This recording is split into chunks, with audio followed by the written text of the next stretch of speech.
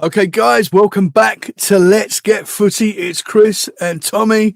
We are going to talk about the latest goings on in the Premier League, the Champions League, and League One with the Mighty O's as well. Chris, how are you, my brother? How's it going? I'm good. It's very early here.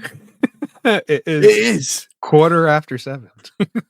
And as I said to you, so where I am in the UK, it's 12:15. But I feel like I'm with you with time, brother, because I didn't go to bed till 7:00 a.m. UK time. So I'm struggling, just like you are, bro. Yeah, I got my cup of coffee Yeah. sprinkled in with a little bit of Arsenal Vodka? tears. Arsenal tears. I don't know if you saw that dude that's gone viral this week drinking the tears. Yes, with the bottle, the Arsenal bottle. Yeah. He's gone worldwide. Yeah, he has. That's crazy how overnight, like, Yeah, they caught him literally. on the camera just Yeah. doing that by chance. And He was now being interviewed on like live TV and stuff like 10 minutes after that happened. It's like crazy. But I did tell you before we recorded today that I might not be wearing a kit, but I lied. This is our third kit this season, even though we've been atrocious. It's nice though, man. I know. I was thinking the other day after we got dumped out of the Champions League, and I promise we'll get to the Champions League roundup. We have quite a few things to talk about today. But I thought to myself, dude, you're an Orient fan. Mm-hmm. My team just lost to PSG, and we're in the Champions League, and I'm sure you'd be willing to switch places Oh, bro. with me, so I I'd should give be a a leg. little bit more grateful. I'd give a leg for a season in the Premier League, bro. You'll get there, man. You'll get We there. will. We will. Yeah. And this is our third kit as well, by the way. The Puma. That's a beauty. Wild colour. This is probably my favourite ever Orient kit, to be honest. It got mixed opinions. It got mixed reviews at the start of the season, but I knew I loved it as soon as I saw it, man. Yeah, it's a nice kit. I like it. It kind of looks like I have a set of cleats that are like Champions League cleats. That it's a mixture of that color with some pink on it. Yeah, It's so nice. I'm in a boot right now, so I can't wear any cleats or anything like that. yeah. Oh man, yeah. This is why you don't go. I've been told this is why you don't go running. So no, it's good for you, man. You'll be back. You'll be back. You'll be back playing. Yeah, I'm hoping I could get out of this thing because my buddy's coming into town next month, like mid next month, and our tradition is we'll always go and we'll kick around and stuff. So I'm hoping I can at least do that. You'll have to go and goal. You'll have to be the keeper. Yeah. That's never fun. That's not easy. That is not easy. No, that is not easy. Not at all, man. I remember when I was younger, though, I had the odd game in goal. I had this weird thing sometimes when I played in goal, not in like big games, like only down the park with friends. I would play in goal, and sometimes I'd be amazing. I don't know. I'd just be like, I don't know why. There would just be something come over me. I'm not very tall. I was very small as a kid as well, so but I just turned into a cat. You know what it is? You stop thinking, and you just go off of your instinct. Yeah. You let go of that fear. What me and my friend we like to do is we like to take penalties. Mm-hmm. And there's some days we're drilling penalties. Like, how did you do that? Like, how are you hitting the top corner? And it's like, I don't know. I'm just doing it. And then some days when you think about it, it's like, oh, you scuff it wide, or you hit the post, or you just completely miss the net. So it's a very, as quick as the ball moves, like when you're going back and forth, people don't realize watching on TV how fast the state of play is. Mm-hmm. It's very fast. It's not easy. Mm-hmm. What's even harder, in my opinion, is to strike a dead ball, because it's just you and the ball and everybody watching. Yep. Yeah. And Man. you see a lot of people like, oh, why can't some players take penalties? Because it's just pressure. Yeah. So much pressure. Absolutely. I mean, I remember taking a penalty when I was at school. And it wasn't really a proper game. There was in our school we had like forms. I don't know if it's the same in the US, but you had like your year group was like split into forms, and you kind of stayed in your forms, and that's where you registered in the morning, and then obviously you go to your classes all day. Yeah. But the forms had like a tournament where we all played each other, and we got to the final, and it was at lunchtime. It was on lunch break at school, and I was taking the final penalty in the final game to win the tournament. And you missed it. Bro, I scored. You scored. And then you know when there's a fight at school and all the kids run round, and it's like it was like that. Like everyone just run round and was watching. And like, I wasn't the most confident player back then. You know, I was young. I was nervous. I was taking the last penalty, and everyone's watching. Pressure was on, and my friend came over to me and he whispered in my ear, "Bottom left." And I was never going to go bottom left. That wasn't in my thinking. But I listened to him. I did it, and I felt like a hero. It's incredible. Well, still to this day, even though it meant absolutely nothing, it was still one of the biggest moments in my school memory. Oh, that's awesome. That's awesome. Look at you. It's like you won the World Cup for your That's how it felt, man. That's how it felt. Oh, man.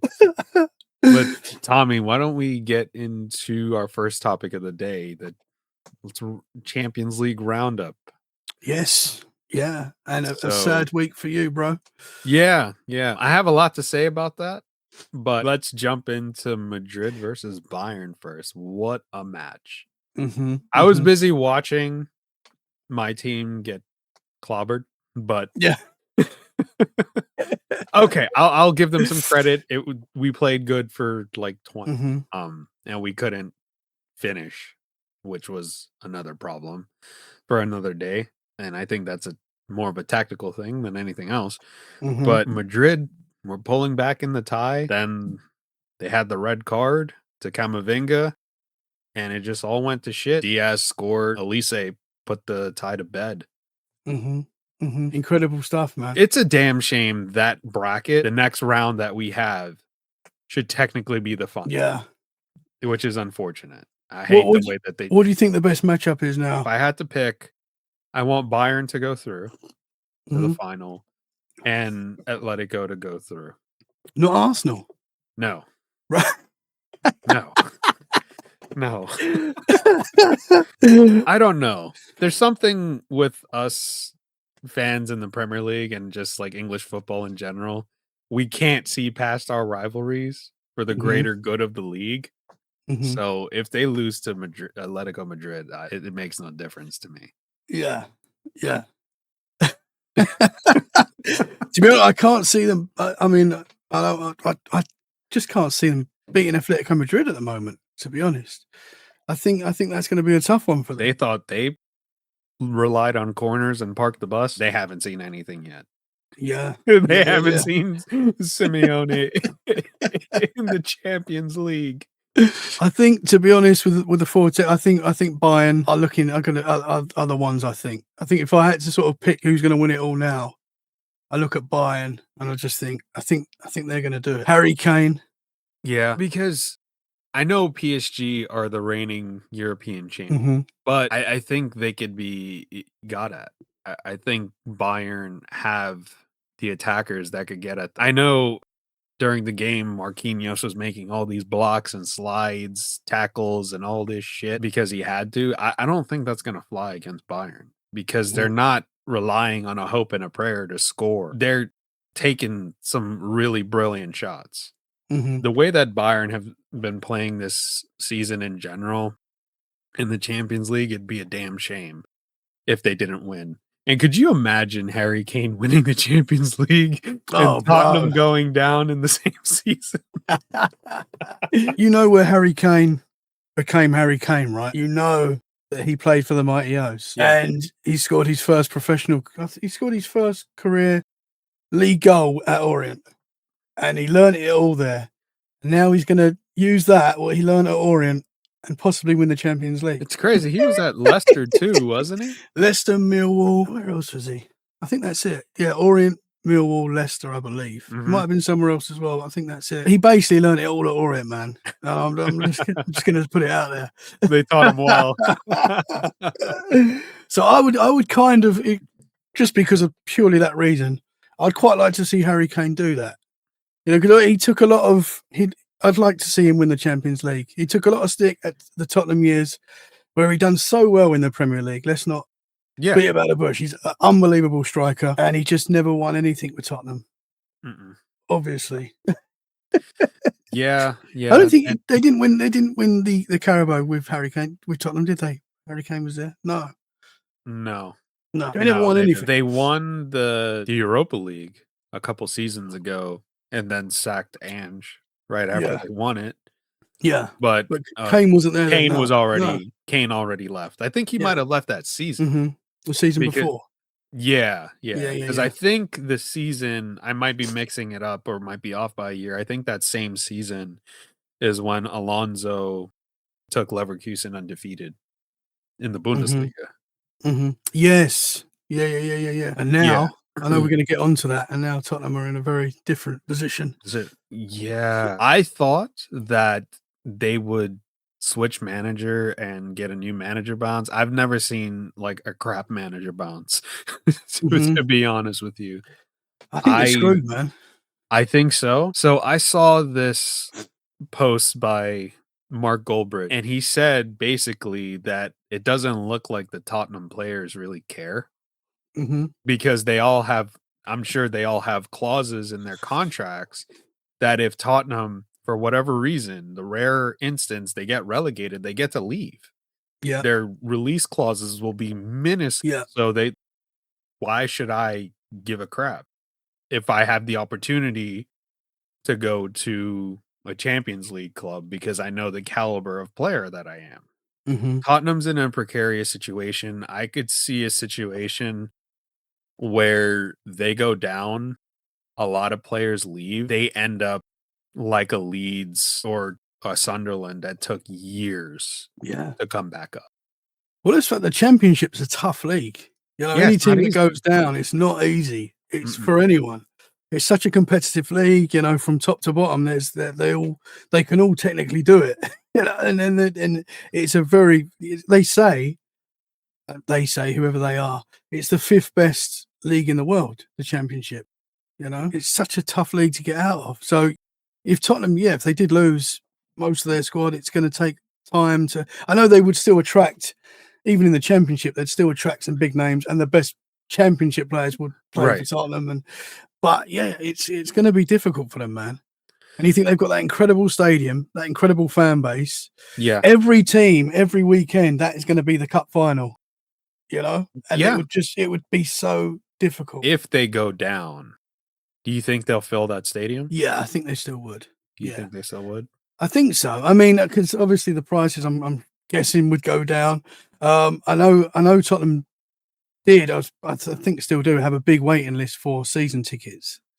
So I'm sure you would lose a lot of season ticket holders, I guess. But I'm pretty sure they've got a big waiting list that would be ready to jump straight on that. And then they've got their season ticket. And once you get that season ticket, you keep it back when you go. Well, assuming when you go back to the Premier League, but. Yeah, I think it's definitely going to hit Tottenham financially massively if they go down. As we know, even if they don't make Europe, it hits them financially massively. So yeah, it's going to be very interesting to see. You know, and do they fall again? And then they're playing the Mighty O's in a couple of years' time. That could be a possibility. Yeah, it's happened. That is always within the realm of possibility.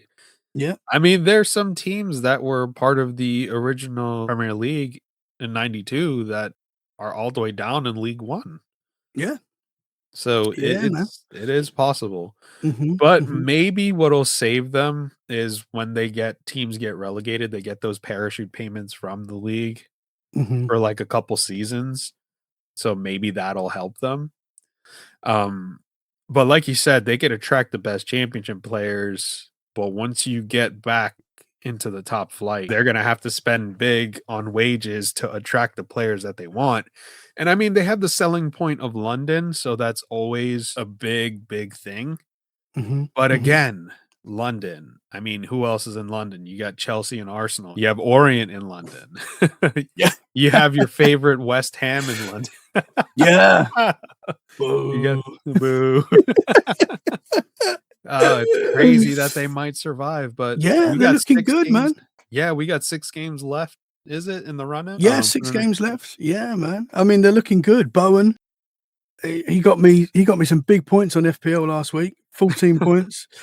Buzzing with that. I got to say with West Ham, like I've got a lot of family that are West Ham, That's why I give them a little. I've never had too much like real hate, you know. I really hate Southend United. They're my real hate team.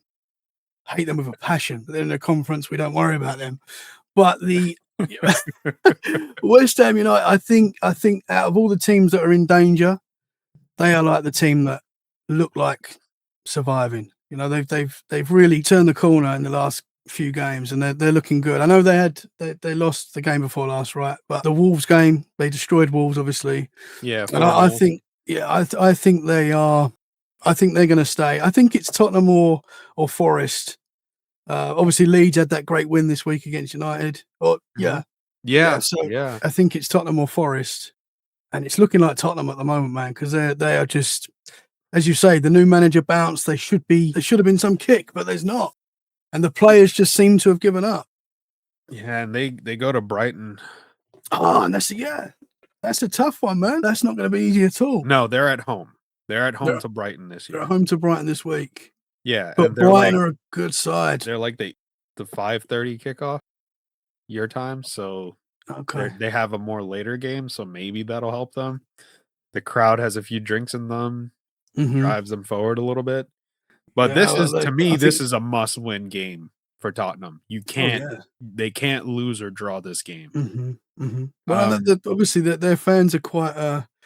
They won't take lightly if it's the first 10 minutes and they're not looking good. The fans are going to get on their back. That's not Yeah. always a good thing, as we know. No. It seems very toxic at Tottenham at the moment with the players.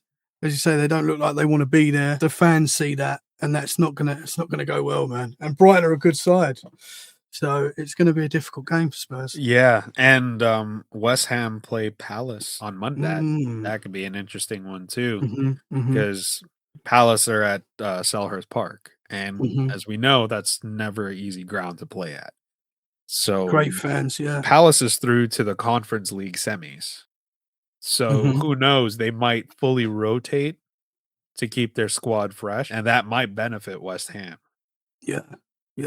So it's looking interesting at the bottom of the table.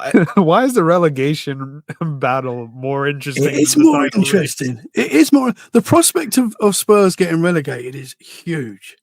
Can you imagine at the start of this? I know Tottenham had a terrible season last season and came close, but it never looked really like they were going to go down last year. I know they were close. They finished very like, what was it, 16th? They finished in the end last year, I think. I think so. Yeah, But they 15th never. or 16th. We never really believed they were going down. You know, this year it's like for the last few weeks, it's like Tottenham could go down, like they really could go, and now it's like they're going down, and it's just unbelievable.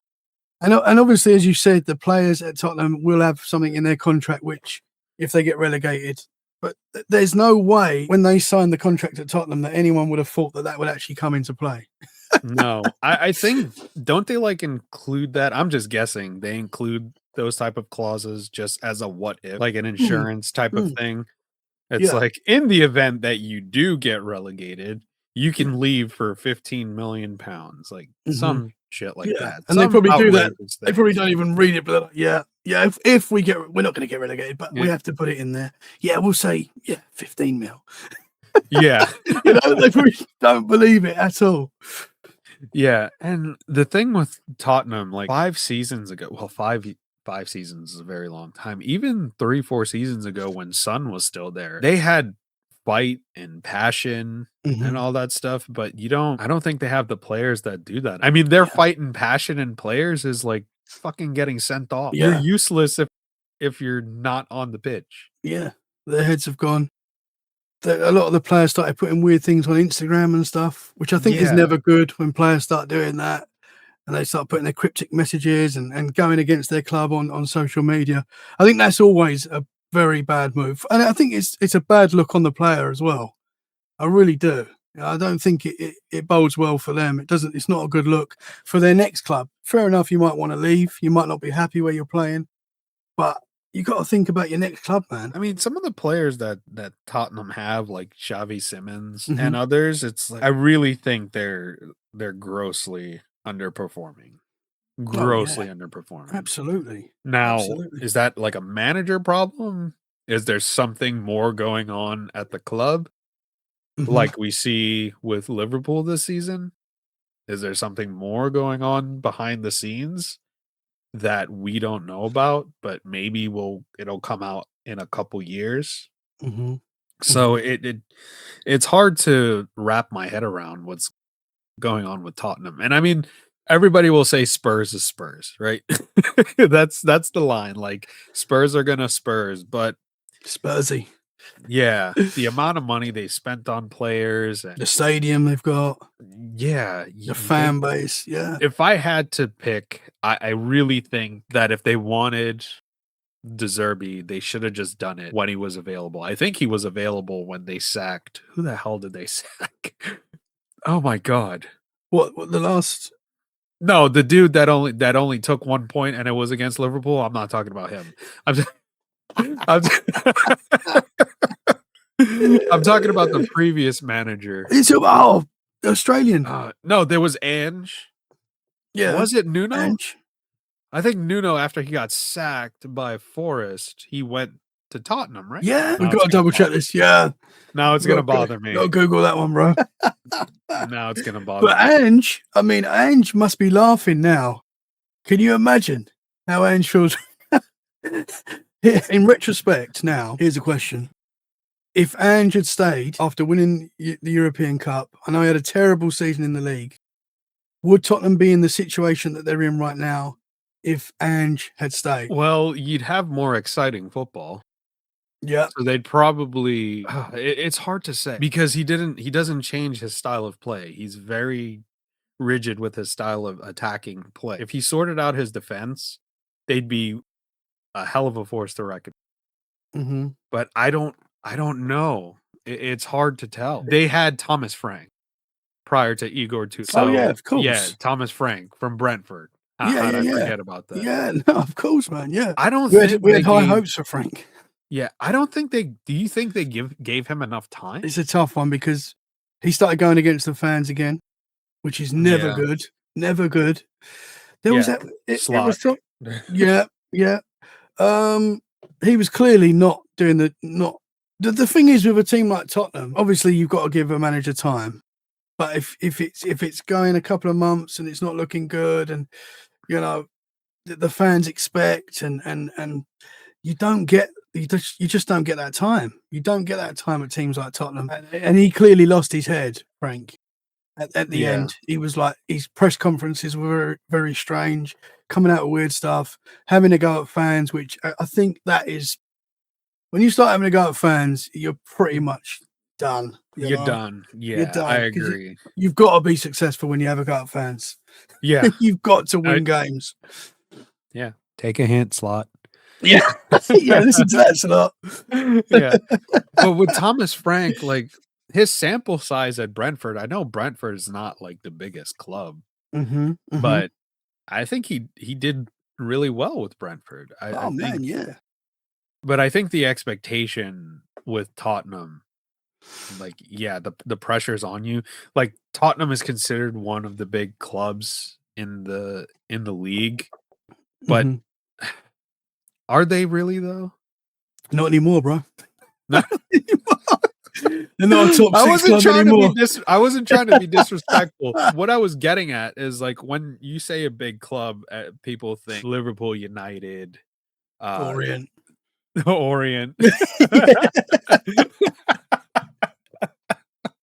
Hey, maybe one day you will be.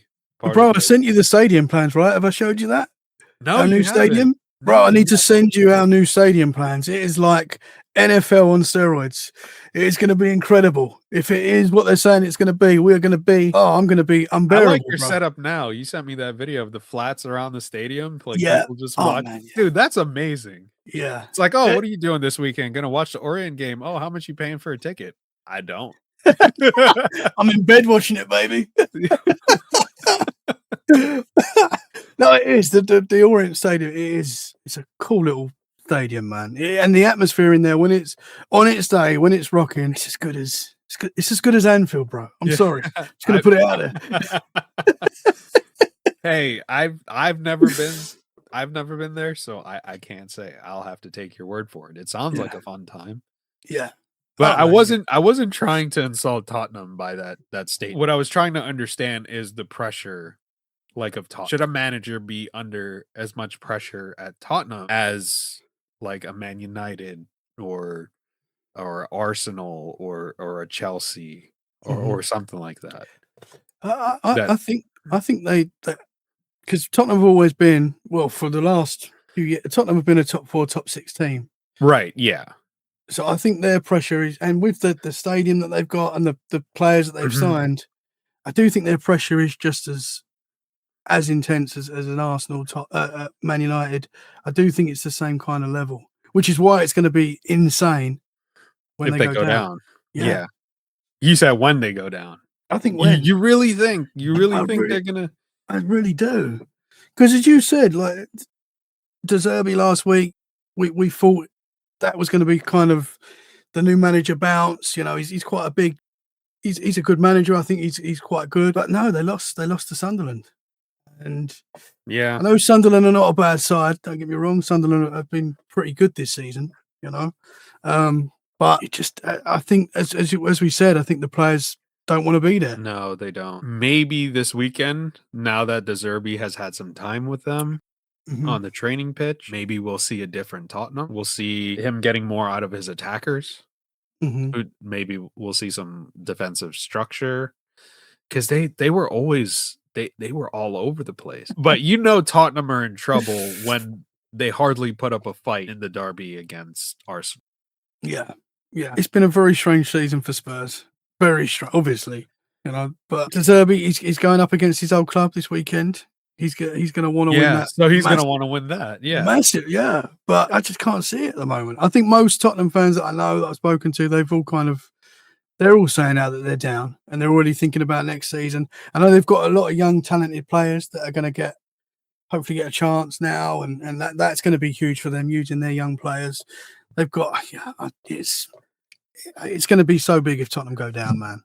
That's going to be one of the biggest relegations in the Premier League I can't remember a bigger one, to be honest. I know obviously Newcastle get relegated. Newcastle. That's a big one. Aston Villa. Back in 2015, I think it was. 16. Yeah. But to have like a top 6 side, the Premier League, that top 6, they're like, you remember years ago when they was talking about doing like a separate league with and taking out the top 6, which would have been Super League or whatever. The Super League. Yeah. Only time I've ever agreed with Gary Neville. Me too. On anything. Was at that moment when he kind of stepped in and said, no, that would have been terrible. So the top 6 has always been very protected in the Premier League, and it's always like, it seems that they always want that top 6 to be that top 6. One of them could be going down, man. See, I don't mind the parity in the league. It's not fun when my team loses, but it's interesting to see, like, okay, a mid-table team can come and put up a fight against one of the top teams in the league. Mm-hmm. That's always entertaining from a neutral perspective, like Leeds going and beating United. Mm-hmm. That's interesting. I mean, plus I don't like United, so it was entertaining for me. Really? You don't like them? No. The reason I don't like them is obviously Fergie, tortured us for decades. One of my friends, who he was born here and moved to London as a kid, and he was a United fan, and he said he used to get chased by West Ham fans because he was wearing a United kit, which is hilarious. Good. But yeah, we would always banter back and forth, and he would taunt me, when Liverpool were in their prime under Jurgen Klopp, and they'd sneak out a draw against us, or somehow like scored in the last minute to make it a 1-1 or a 2-2, which was always a pain in the ass. Mm-hmm. He'd taunt us and all that shit. So, but they've been doing better than us this season. They beat us at Anfield. I can't see us going to Old Trafford and getting a result. Mm-hmm. Mm-hmm. They're like, oh, but we beat Fulham 2-0 at home. But did you watch the second half? It was not pleasant. There were a couple of chances that Fulham flopped that could have pulled it to 2-2 and even made it 3-2. Mm-hmm. It's going to be an interesting run-in on both ends of the table. There's a lot of jeopardy, and I'm thinking this Super Sunday, this coming Super Sunday is going to be one so juicy. I know. So juicy. I can't wait. I can't wait either. For 4:30 UK time on Sunday. It's going to be epic. I'm really hoping it's not a 0-0 draw now. that would suit Arsenal massively. I think a draw Arsenal would take now. Yeah. I think they would. You can see Arsenal just parking that bus and City just going ham. Semenyo, the ex-Bournemouth legend, I think is going to come up trumps. I'm thinking about triple captain Semenyo this week. They've got a double game week in FPL as well. Holland, bro. Holland. I mean, he's not scoring in the Premier League at the moment, right? When was the last time he scored a goal in the league, in the Prem? Didn't he score last week? Did he? Oh, he might have done. I know he scored in the cup last week. He scored. He scored a hat trick. Yeah, sorry about that. But that was in the cup. I don't know if he's done it in the league recently, because I took him out my FPL because he was just not doing anything, man. No, you're right. He didn't score against Chelsea. No. It was O'Reilly, Gahey, and Doku. Yeah. So, can you imagine if Haaland was on form at the moment in the league? You would be saying 100% City are doing this. But Haaland's just not been there for some reason for quite a while. He's not been scoring in the league. I don't know why. I don't know what's going on. I don't see all the City games, so I don't know if he's playing well, but just not scoring. I'm not too sure. Yeah, watch him come up with a hat trick this week. Yeah, well, I mean, it'd be... Don't see that little dude drinking the Arsenal tears again. Yeah, and it's at the Etihad, man. Oh, they're in their head. They're in their head. I think that cup defeat, was huge. Yeah, it was quite downplayed by the Arsenal fans. Like, it's okay. We're still going to win 3. And then they might not win any. I didn't get to watch the Arsenal against Bournemouth, but I was listening to it on Fox Sport. Yeah, I saw the goal to win. How? Yeah, Scott was just like, I don't know, dude. This is what Arsenal do, man. I'm sorry to the Arsenal fans. I'm sorry, but this is Arteta. He's losing his head. You've seen him this week in the press conference telling us that he's on fire. Bro, you're not on fire. Yeah, you are on fire, but not in a good way. I think you're losing your. I think that defeat, I think, in the Carabao Cup was huge. Yeah, it's lifted City, and I think Arsenal was already starting to show signs of a drop off. Sorry, man, my Siri's just come up. Siri, get off. Sorry, man. It wants Let's Get Freaky. What's going on? It's gonna pull it up again. The ghosts are at it again. I'm back. Sorry, bro. The ghost, the paranormal is sneaking back in. Sorry, bro. And we didn't mention this early on in the pod, but Tommy and I do host separate podcasts, The Wandering Road and Let's Get Freaky. Those are paranormal podcasts. So if you like footy and you like weird shit, like paranormal ghost stories, demons, cryptids, UFOs, Bigfoot, all that fun shit, come over to our podcast. We'll put the link in the description. So that's a quick plug for us. Yes. Plug ourselves. It's very different to this. Yeah. We tend to have guests on the show, so you hear some interesting perspectives. And speaking of guests, Coventry is close to getting promoted. If not, it's just gonna happen. It's gonna happen. And you have a Coventry fan. I do. That's a friend. Yeah, we would love to bring on to talk about that. Absolutely, man. That'd be a fun conversation. Absolutely delighted at the moment. Fair play to Frank Lampard. What an incredible job he has done. Yeah, he could have fucking done that with Derby, but he had to go to Chelsea. I'm sorry, I forgot about the Derby connection. So he took you to the playoffs, didn't he? I think so.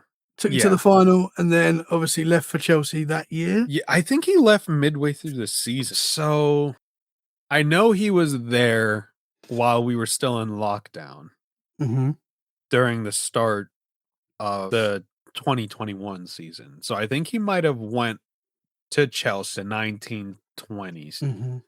Yes, because he was their manager. He was on the touchline when we played Chelsea. I think was it Chelsea that we had our like trophy lift against. I think it was them. Yeah, because Yeah, he was at we beat Chelsea. them 4-0 at an Okay, empty Anfield. Yeah. because he was at Chelsea the year that obviously they had the transfer ban. So he was working with a lot of the young players, and Mhm. he brought in some. He had a great season actually, right? And then he obviously Chelsea being Chelsea, if you're not hitting it for 2 weeks in a row, you're gone. You go. Back then, not so much now. I know it's still a little bit like that, but here's a twist. What do you think of this? Do you think Lampard could be the next Chelsea manager? Do you think he would go back to Chelsea if the opportunity arises next season? If you take away the fact that he played for them for so long and he's a legend at Chelsea, logically, I think he should do a season at Coventry in the top Prem, flight. yeah. Keep them there and use that as a basis if he wants to go back. Mm-hmm. I think Chelsea has some financial issues coming up too. They might have a transfer ban. They might have to sell players to balance their books a little bit. Mm-hmm. So if that happened, if I was him, seeing that situation with Chelsea, I wouldn't walk into that with that new ownership just throwing money at players with 10-year contracts and shit. Like no one's gonna buy these players on those long ass contracts. Yeah. Like It's I'm sorry. it's weird because I think he thought he was kind of being quite clever with that, offering these huge contracts to get around other financial difficulties that would have come into play had they not been long contracts. And I think it's backfired massively. Yeah, like that one summer when Liverpool went in last minute for Caicedo. Mm-hmm. And we were haggling with Southampton for Romeo Lavia. And then they just went and threw stupid money in the shape of wages at the players. And they went to Chelsea and they paid absorbent transfer fees and gave them lengthy contracts. Mm-hmm. Mm-hmm. I mean, if you're not consistently successful, that's going to bite you in the ass. That's what I'm worried about with Liverpool, to be honest. If they don't make Champions League football, you spent all this money on players. I know you sold almost 300 million in players and you spent 420 or something like that. But the fact that you bought all of these players, Alexander Isak, who's the best striker in the league last season, Florian Wirtz, whenever he goes to play for Germany, he looks like a completely different player. A player in Jeremy Frimpong that like never got hurt and was consistent at Leverkusen. Ekitike, I think out of all the signings, Ekitike for Liverpool is probably the best sign of the summer, just because of he was scoring goals, doing what he needed to do. But because of the injury and we didn't have any other strikers, they ran him into the ground. Yeah. And he ruptured his Achilles. And as we know, back in the day, like the career ender for footballers was the ACL. Mm-hmm. Now, when you rupture your Achilles, if he relies on his explosiveness and stuff, which I don't think he really does, you're never going to be the same. Mm-hmm. But he's young enough, so maybe he'll recover pretty quickly. But that's going to take him at least a year to recover fully, and maybe another 6 months to get back to fitness and to trust his body for that to not happen again. Yeah. Because I had Achilles tendonitis and that shit hurts. I never run full pelt again. Never did, because I have that fear that it's not going to be tendonitis. It's gonna tear. Yeah, man. It's one of those. It's a bad injury. Who would you like to see Liverpool go for in the summer? Because you need another striker. I don't know. Do we bring someone in on loan, or do we spend big money on another striker? Do we bring in like a seasoned veteran or something? I couldn't pinpoint who I would want them to sign because I don't know what style of play this manager fucking wants. Is he there next year?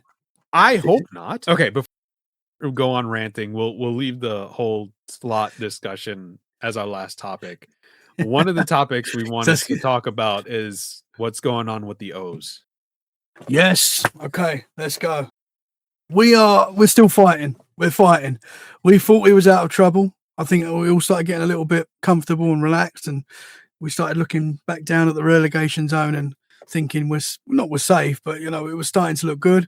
And then we kind of got dragged back into the possibility of looking down again, and now we're not safe. Don't get me wrong. I'll get the table up. I think we should be safe now. We're 17th. There's a few teams below us that I think are done. We've got a big game this Saturday. We've got Rotherham this Saturday at home. I think we're safe, and that's the main thing. As long as we stay out this season. It's been a weird season for the O's. It's not been a good season at all.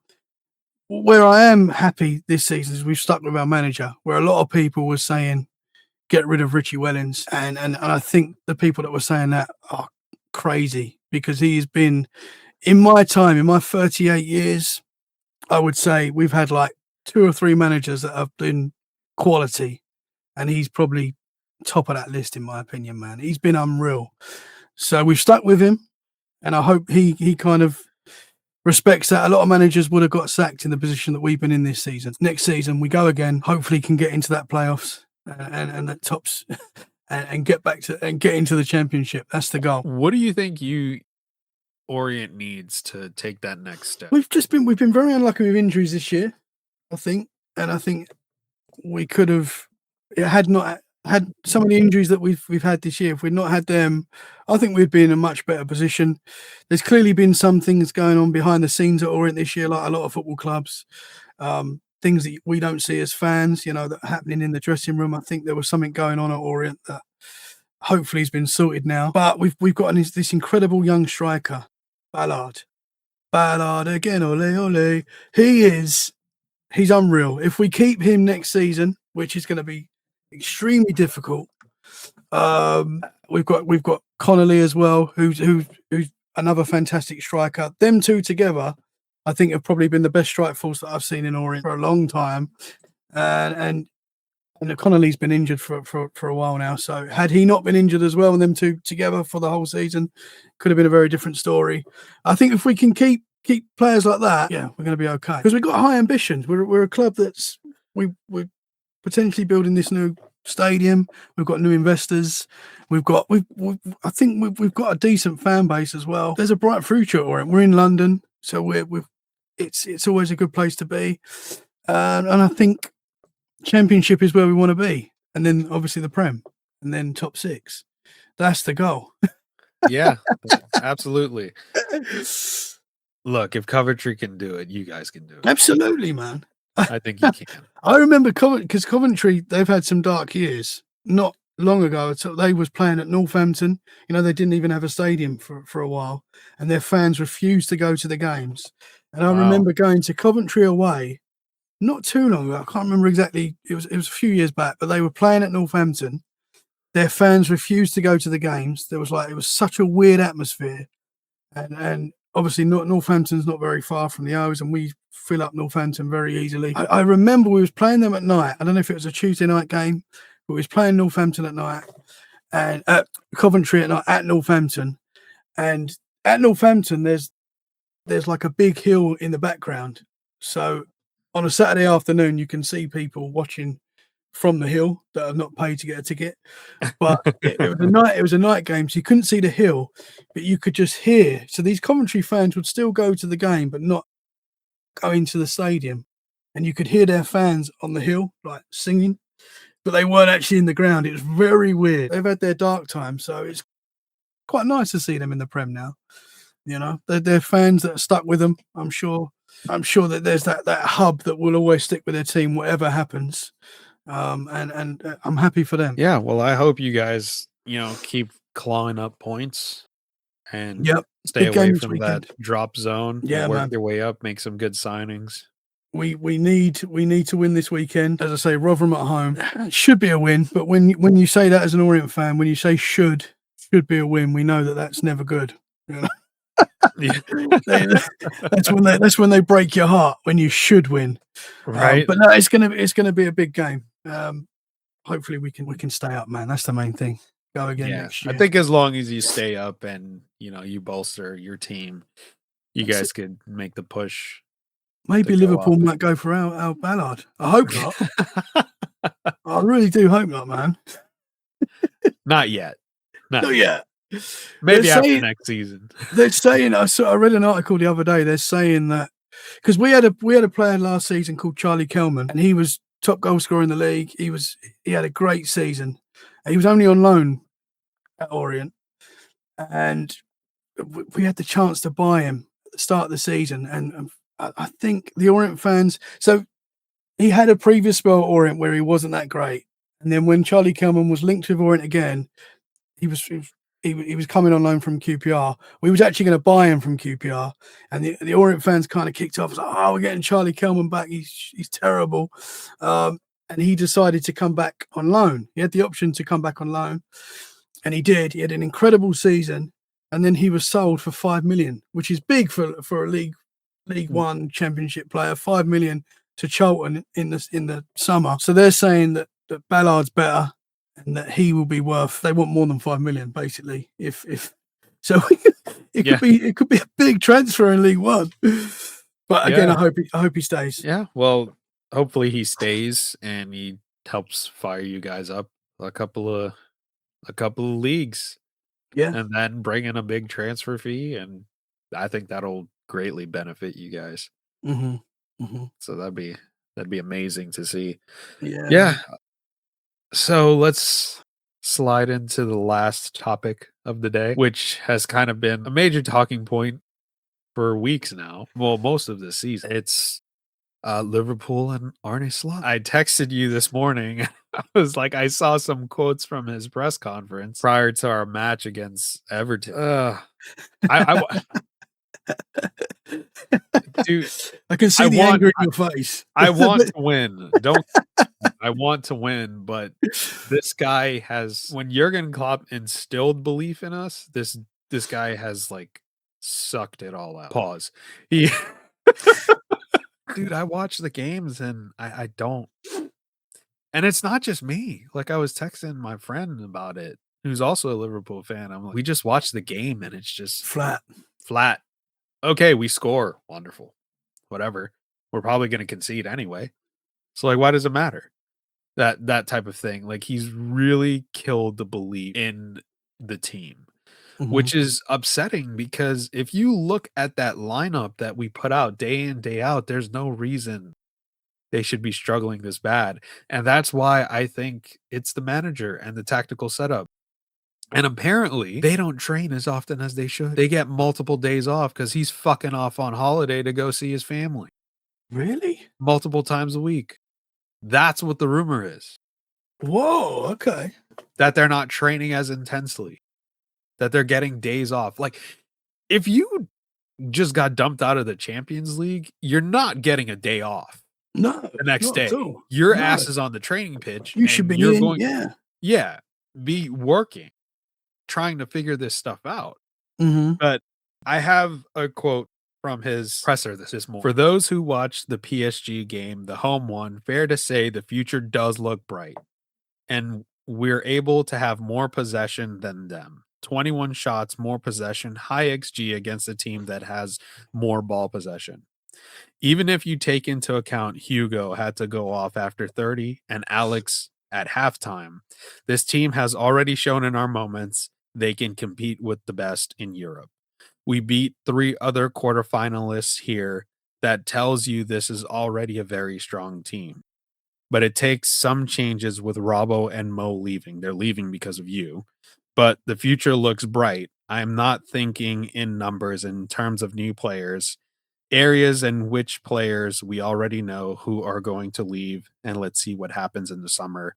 You know, we are a trading club. The disconnect, the delusion, I don't understand. When we got stomped by Man City, the fans that left were singing Xabi Alonso, and they were singing, like, I think they were singing Stevie's song and Momo Sissoko, but in particular, Xabi Alonso's song, and he's been booed multiple times after games. Mm-hmm. He doesn't think they're booing him. He thinks they're booing the players. You're not a Liverpool fan. What? Please help me make sense of this. What is wrong with this guy? We spoke. I think we spoke about this in the first recording that we did. We did. I think the moment for me as not a Liverpool fan, as someone that just generally watches the Premier League and, you know, uh, the moment I kind of thought, "Ooh, he sounds like this is not good," is when Ekitike scored that. He The scored like winner. the tap in. Yeah, Yeah. and he took his shirt off and he got booked. Mhm. He kind of made a big deal out of that in the interview after the game, and he kind of went against Ekitike and said, shouldn't have done that. That was Yeah. a big red flag for me as someone that because I've got this thing, and I know some managers do call out players after games and stuff, and sometimes it works depending on the manager and the team. But just for me, when I saw that, I was like, "That's not good. That's never a good sign," And I think from that moment on has been like the drop for Slot. I think it's gradually got worse.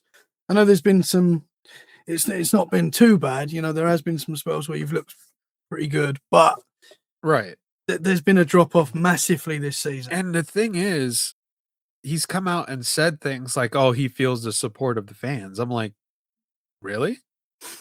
Who told you that?" Because I listen to other Liverpool podcasts and I watch other fan channels on YouTube that go live. Some of them actually go to Anfield and they're like, the crowd is turning on them. Once the crowd turns on you, I don't know how you get that back. And the one opportunity that you had to get that back was a European Cup run. Yeah, the And PSG game would have been. the PSG game. Mhm, You mhm, went to PSG and you played 5 at the back. What the fuck is wrong with you? You're not mhm. coaching final. Yeah. You don't go playing 5 at the back. Mhm. We have 6 Because Champions League trophies for a reason. yeah, it's in the DNA. Because that game against PSG, all you needed was really like an early goal. Yeah. If Right. you'd got an early goal, 2-0 in football is a very strange score. 2-0, my granddad always used to say 2-0 is a dangerous Dangerous. score Yep. because you've got that little bit of confidence that we're going to win this. We're 2-0 up, but you let that go in and it's game on. It's Yeah. game and players' heads go, and there's something about 2-0 is a very dangerous score. 3-0, you can start getting a little bit, okay. Even as an Orient fan, you never get confident. 3 goals, 4 goals, 5 goals. Until that final whistle, you never get too confident. But and that's all you needed against PSG was that goal, and the goal. crowd would have been lit, and yeah, obviously it 'Cause didn't happen. I watched the Bars. We were down 3-0 and the crowd get into it. And dude, you seen the clips from that documentary where like Jordi Alba's crying in the locker room Yeah. at halftime? Mhm. Mhm. Like, come on. And the crowd's not gonna get behind boring football. I'm sorry. Mhm. Like, you played Isak for 45 minutes. You know how many touches he had in those 45 minutes? Take a It's guess. gonna be low. 5. I was gonna say 3. Okay. 5. 5 touches. Yeah. You bench your 2 goal scorers at the weekend. You bench Rio, who's a young player who had a really good game against Fulham, and he scored and is probably full of confidence. That coulda helped. And you bench our legend, who's done amazing for the club, and I think without him last season, there is no league title. Oh, yeah, absolutely. That's Mo's league title, not He was his. unreal last season. He was Yeah. unreal. Yeah. That to me, that was his swan song. If he had Mhm. left after that season, it's like, okay, guys, I'm leaving, but I'm leaving you with the league title. I think that would Yeah. have been a storybook ending. That would have been a mic drop. Yeah, I think just the way things are ending for him right now, like he has these personal vendettas against players, and particularly like the veterans, like Robertson not playing, benching Mo because he thinks Mo is the problem. No, it's your tactics and your system that's the problem. Mhm. That's why dude, I don't know what the club is thinking, still having him in charge. Maybe it's one of those things where they don't want to go the way of an interim manager because the last time we did that with Kenny, he did well and the fan base like clamored for him to get a permanent contract and then Kenny eventually ended up getting sacked Mhm. because I think like if Stevie came in for like 10 games or so, I think he would have galvanized the players because he understands what it is to play for that club, and him being on the sideline, he would have instilled more passion and everything. Mhm. So I understand the fear that if the interim comes in, does really well, and it's a club legend, they're going to want him to stay. And then if he doesn't do well the following season, we're going to have to sack him. Mm-hmm. And then we're going to be back in the same spot again. So from that perspective, I understand. But media train the guy. Do something. Yeah. Because every week he's coming out with something more ridiculous in a press conference. Mm-hmm. Mm-hmm. Yeah. You think the most logical thing would be to say, it's like, I know we're not in a good spot right now. We're working on it. You know, I have full faith in the players, you know, for us to come together and figure this out on the training ground. Don't say stupid shit like, oh, I feel the backing of the fans, because you don't have the backing of the fans right Yeah. now. So is he trying to like convince himself that that's his way to keep himself motivated? Some artificial way to keep going till the end of the season and he walks? I don't know. Yeah. Yeah, maybe. I mean, haven't the board come out recently? I might be wrong on this, but haven't the board come out recently and said that they're backing him and that he's going to be there next season? Is that Yeah, right? which is I saw reports from Ornstein saying that. Yeah. That So they have his that back. might be where he's getting his confidence from, because obviously he's talking to the board and they might be saying, look, we know it's not going well right now, but we're going to stick with you. You won the league last season, but it's not going to work, man. You've got to win games at the end of the day. You've got to win games. For a club like Liverpool, you've got to be there or thereabouts for the trophies. Yeah. I can handle losing if we're putting an effort and we score 3 and concede 4 and that we lose a 4-3. Okay. At least we made an effort to win. Mm-hmm. But when you sit there and you get smacked by Forest 3-0, you get smacked by PSV. The only reason there was any hope in that tie coming back to the second leg at Anfield is because of all the chances that PSG missed in their home. That could have been easily 5. I don't know what it would take. Do you think he would have been sacked after that? Probably not. Mm-hmm. There's been so many times this season. I don't know if you're on X. Yeah. On X, but there's been so many times where it's come up that he's been sacked by like a fake account, but I believe it. Yeah. And you kind of been, there was some games this year where you kind of expected it, to be honest, but it's not happened. And it's not always good for teams to sack managers straight away and stuff. We know, we've seen what's happened with Tottenham. It's not worked. He's definitely lost the fans, which is massive. At this moment in time, if Liverpool don't get top 4, I can't see him being there next year. Can you? I mean, logically speaking, I don't think he should be. Yeah, absolutely. Because he's on track to break the record of games lost. Yeah. For Liverpool. I think the record is 19 or something like that in all competitions. Dude, I don't even think Hodgson did that. Bring him back. Bring back the Hodge. Bring back the Hodge, man. Come on. He's there. He's waiting. What do you think of this? Just throwing a little spanner in the works. Iraola at Bournemouth has announced that he will be leaving at the end of the season. Mm-hmm. I know he's going to go back to Spain, it sounds like. But what a job he has done at Bournemouth. Yeah. And I thought he might go to Newcastle. Really? Yeah. I think Mourinho wants that job too. Ooh. Okay. Yeah. I think he's a quality manager, and I think again it's like that little bit with Thomas Frank at Brentford. He's done an incredible job at Brentford. Sometimes when these managers do a great job there and they go to Liverpool or somewhere like that, they often doesn't always happen because they don't get that time that they get as well at the smaller clubs. But I think what he's done at Bournemouth has been unbelievable, and for me, he's got to be looked at as one of the managers of the season. I really do think that, you know. He lost his whole back line last year. He lost so many quality. He's lost Semenyo in January. And Bournemouth have still been... I know I'm a little bit biased because I live in Bournemouth. Yeah. I like Bournemouth. But I think they have been incredible. And I think if they get Europe this year... I know I spoke to Bournemouth fans that said they don't want Europe. They're just... They're happy with where they are. They're happy where they are. They're like, yeah. But which is weird. I find that strange. You should want Europe, whoever you are. But yeah, I think he's a great manager. And would you take him at Liverpool? Because there was some attacking football. No. I don't think he'd be able to. You'd be replacing Slot with him, and I think you would end up with the same result.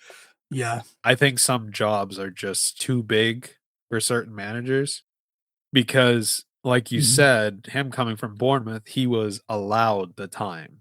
You're not really with what Jurgen Klopp did for almost a decade and the structure he set in place, which I think they've completely dismantled this season. I might be wrong. Maybe next year we come back flying out the gate again. Who knows? Not since like the 80s. We've never successfully defended a league title in the past 2 that we won in the past 5 years. Always plagued with injuries. But I don't think he would be the right manager for that job. Personally, if I had to pick a manager, it would be Luis Enrique, which he's not going to leave PSG. Xabi Alonso, who's available, and Nagelsmann, but he's not going to leave the German side, especially with the World Cup. So even if he did agree, he's going to be at the World Cup for most of the offseason and the preseason. He's not going to have enough time with the players on the pitch. So I think they could get him. But if they decide to make a change, I think Xabi Alonso is the way to move forward. Because a manager's going into the last year of his contract. If they had faith in him, they would not have talked to Cesc Fabregas back in November. Because I think if Cesc said, yes, I would come in and sign like a 3-4 year deal to be your full-time manager, they would have done. And at the time, Xabi was not available. And then he left Madrid and was like, I need to take a step back. So I think we're in a situation where I know I don't like it. Fans don't like it. I think we're in a position where we have, there's only 6 games left. We have to write it out with this guy. Hopefully the board makes the decision to cut ties with him. Thank you for everything you've done. Thank you for the league title. We appreciate that. But it's okay to understand that when your time is up, it's okay to just cut ties and go. Because clearly he's shown that he can't handle the media. He can't handle the fans. What he's saying is drastically different from what the fans and the British media are seeing on the pitch. Your results dictate all of this. Oh, yeah. If we were winning, if we went on like a 15-game run, after that losing streak we had, and he came out and said, like, look, we had some trouble. We figured it out. 110-12 on the balance. That's different. I would not be talking about sacking him. But the fact that this has been a problem since the cup final loss to Newcastle, spanning back from last season, that is unacceptable for any top club, any big club. Not acceptable. I know they say we're not a sacking club, but we've sacked managers before.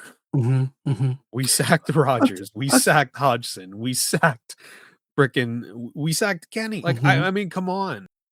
At a certain point, the club has to come first. And my worry is that I'm not trying to be insulting, but this is what they call them in the football world. The data nerds are too focused on their stats and statistics and spreadsheets and everything that they don't want to be proven wrong. They want to give them more time to figure it out. But at a certain point, football is not all about statistics and what you see on your spreadsheet and who plugs in here or who plugs in there. It's a game of passion. It's a game of skill, and your eyes don't lie when you're watching. I think most football fans, whoever you support, just that's the most important thing. They want to see their players giving 100%. They want to see those players put their body on the line for the team, for the badge. Yeah, I don't want to see you pull out a challenge that's 80-20 in your favor. Absolutely not. No, you get in there. Yeah, absolutely. We do at the park. Yeah, when we're playing five-a-side, we're fully in. Yeah, you hurt yourself in the process, and we get hurt. We don't get anything. We're off work. We lose money. We expect you to give it your all. It's what a football fan wants to see, and you can see when a team's not doing that. And there's been quite a lot of that this season, I think, especially in the Prem. These players, obviously, they're on a lot of money. They've got huge egos. They've obviously got a lot of power. There's a lot of player power in these clubs, and we're seeing it now at Tottenham. They don't want to perform. And it's wrong, really, because they're on so much money. They should be giving it their all every week. Whether you're happy at the club or not, you need to fight. And when they don't, we're looking what's happened to Tottenham. It's incredible, really. Yeah. And if it can happen to Tottenham, it can happen to anyone. Yeah. As well. Oh, I agree. If you think you're untouchable, you're not. A few bad decisions can take you down.